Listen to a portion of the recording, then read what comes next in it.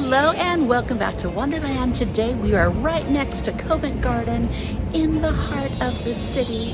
We are going to have afternoon tea at a place called St. Martin's Lane Hotel. So come along with me down the rabbit hole and we will experience it together.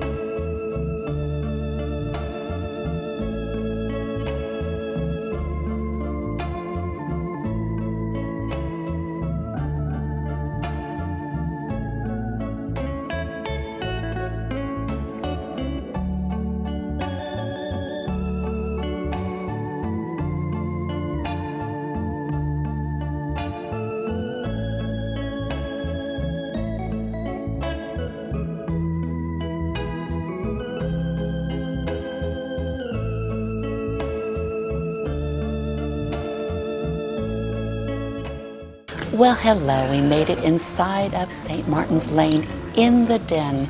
What a unique afternoon tea place. I have never been in such a small area for afternoon tea and very, very unique. It was really easy to get here. The closest tube station to get here is going to be Charing Cross, and that is served right on the Bakerloo and the Northern Line.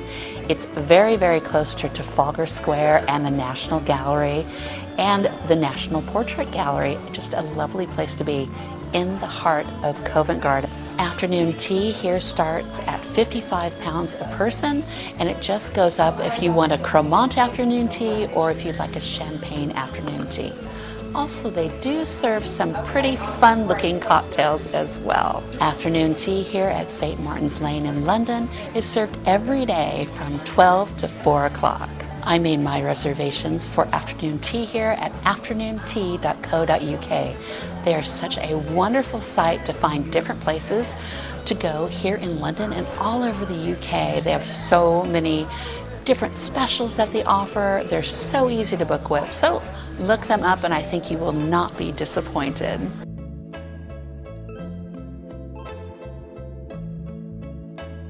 The Den is a very, very small place to have afternoon tea, and I'm seated at one of those low tables again, so awkward camera angle once again, but you know, what do? You gotta keep going. So I'm looking forward to starting this. I just received my tea tower and it is so adorable. I'm so excited. It is like a half a bird cage, as you can see, and on the bottom I've got a bunch of beautiful little savory treats, and the middle and the top tier are all my sweets. Oh my gosh, they are absolutely lovely, and each one has to do with different pieces of artwork that's inside of the den where I'm sat. So it's so exciting, and the lady that took care of me, she told me all about the little stories. So what I'll have to do is try to match the stories with the food for you guys. That will be my thing to do. So let's backtrack a little bit. I want to tell you a little bit about where I am sat. It's called the Den. So what you're seeing now, it's been decorated by French designer Phillippe Starck, who wanted to create a surreal wonderland of classic Britain with a bit of eccentricity. Eccentricity, that's the word. And yes, I believe it. I think one of my favorite I'm looking at right in front of me is Anne Boleyn, and the whole painting has been cut at her neck because her head was cut off. Oh, terrible fate, terrible fate. But yes, it makes for a very interesting picture to have my afternoon tea too. On the tea list today, there's 6 different kinds of tea to choose from, and they have the opening night, Colosseum, Piazza, Stage Door, the Gallery, and the one that I chose was ready for my close-up, and that is a pineapple, passion fruit, and orange tea. And as you can see here, it is lovely. What a beautiful, deep russet color it is. Absolutely fantabulous. And When we are pouring out the tea, you could see that it's really fresh. It has lots of pieces of the fruit, the dried fruit in it, so it makes it really delicious. I'm going to go over the afternoon tea menu for you right now. So today, in this beautiful little afternoon tea, our first of our savories is going to be called the Library, and it's crab and creme fraiche strudel. Next is Starck Pillars, cucumber and cilantro chutney on lemon bread. Revolving Door, Croque Monsieur with honey roast ham and goat cheese. And then finally the Red Carpet, smoked salmon and cream cheese on malt bread. And we're also going to have a selection of plain and fruit scones, jam, Cornish cream, and lemon curd is included. Now what we would do before we start our sweets, we're going to have something called the Golden Handshake, and that is elderflower and mint tea with gold dust. And then finally, on to our sweets.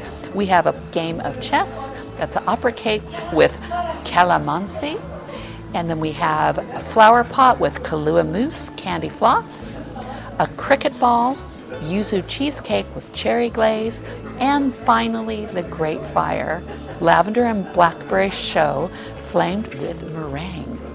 It all sounds delicious on paper. It all looks gorgeous in front of me. I'm really looking forward to trying this afternoon tea. So let's get it going. So my first afternoon tea savory is going to be themed after the library. It's crab and creme fraiche strudel. It's like on a puff pastry and it's cold. So let's give it a try. That was a real surprise. It has lots of very flaky layers on it, but it is filled with beautifully, wonderfully chunky crab in there. And it's got kind of a lemony kind of freshness with it. Wow, what a treat. I'm so surprised that there's so much crab in there. It's quite delicious.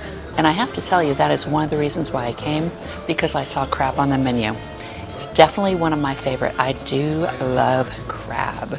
So this is my next one. It's called Starck Pillars, after the hotel's white pillars in their lobby. And it is cucumber with cilantro chutney, and it's on lemon bread. It's quite tightly wound. I'm very impressed. And it smells delicious. Personally, I feel that it was very, very bready, and it was just a thin sliced cucumber in there and not a lot of the coriander chutney, unfortunately, to give that punch, but it's very, very, very bready. But you can tell what they're trying to do, and I think with a little bit more filling, they would have done it. So my next treat is called the Revolving Door, and it's honey roast ham with goat cheese. It's a croque monsieur, so it's a little ham and cheese sandwich, and it came with a stack of 3, so that's kind of nice. And ooh, it smells so good. That was such a delightful little sandwich. It was toasted, lots of ham, lots of cheese. I think anybody would enjoy that if you like ham and cheese. It's just beautiful, that honey roast ham. Oh. So we've come to the end of the savories. This is the Red Carpet, and it has to do with the red carpet in the lobby. And this is actually smoked salmon, cream cheese on malt bread. Look at that. So many layers of bread and salmon. I'm really looking forward to this one. Wow, I was not expecting that. It was so delicious. There is so much salmon in there and so much cream cheese. It is glorious. It is not dry. It is just absolutely perfect. But I'll tell you, this is a huge, huge sandwich. To me, that is huge. So now it's time for my palate cleanser so I can go on to my sweets. This is called the Golden Handshake. It's after a well-known nightclub that is here in the hotel, and it's elderflower and mint tea with gold dust in it. Ooh, and it's beautiful. I'm not sure if you can see that. Can you see that? Yes, you can. Just lovely, lovely mint cold tea. And it does, it just clears that palate. So with that, it is time for halftime.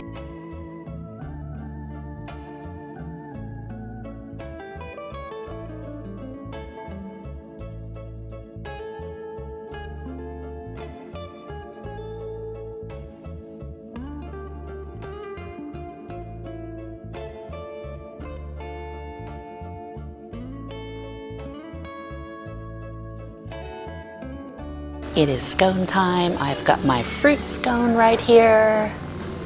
Homemade scone is what I was told. This scone was very nice. It was cold because I've been eating everything else before having my scone, but that's okay.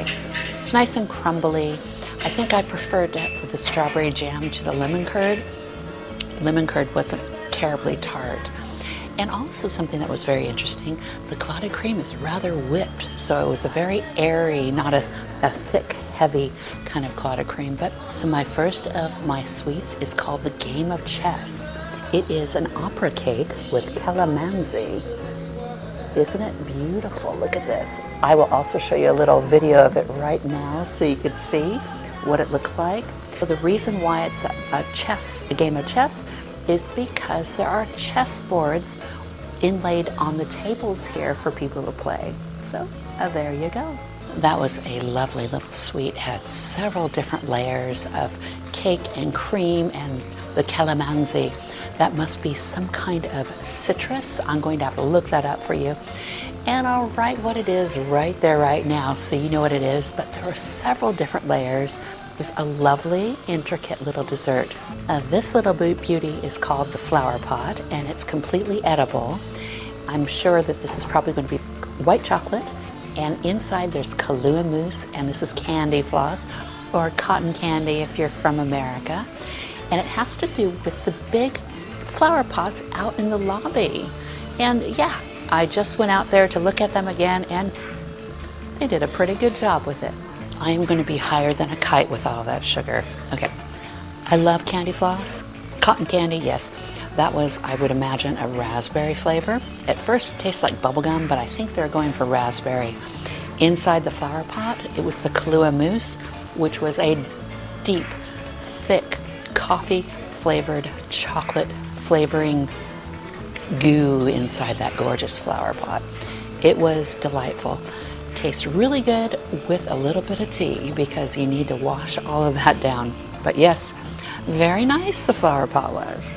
So here is the cricket ball. It's right here. Try not for it to go off, but it is a Yuzu cheesecake with a cherry glaze. It looks fabulous. One of the paintings in here is of the cricketer with his bat, and his ball flew out, so it must be this. How fun. That was definitely not your traditional cheesecake because it was encirculated with a glaze, which is kind of a gelatinous type thing. And inside the Yuzu cheesecake itself, Yuzu is a Japanese citrus, and so it's kind of limey, very tart and really nice. Inside there is some kind of cherry, I believe, inside, but mostly you do taste the texture rather than the flavor. All right, for my last bit of patisserie, it is from the Great Fire, and there's a picture of the Great Fire right behind me, and I'll show that to you right now. But as you can tell, around the frame, it's been scorched. It's like the fire has come out. Ooh, so interesting. So here is their ode to the Great Fire.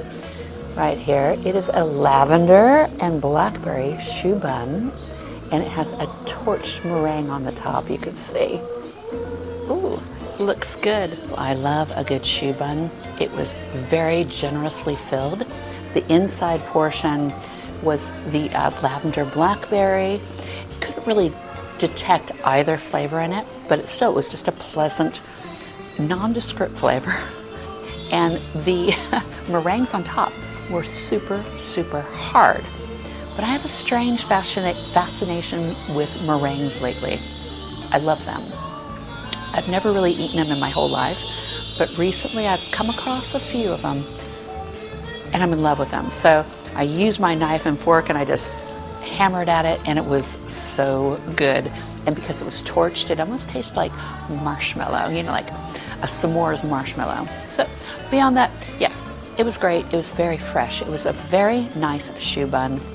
Don't know what flavor it really was, but it was just fine. So, what did I think about having afternoon tea here at the St. Martin's Lane Hotel in the Den, the very eclectic Den?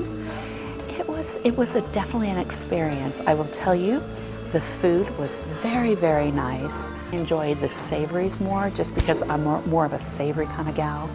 But the pastries were really beautifully done.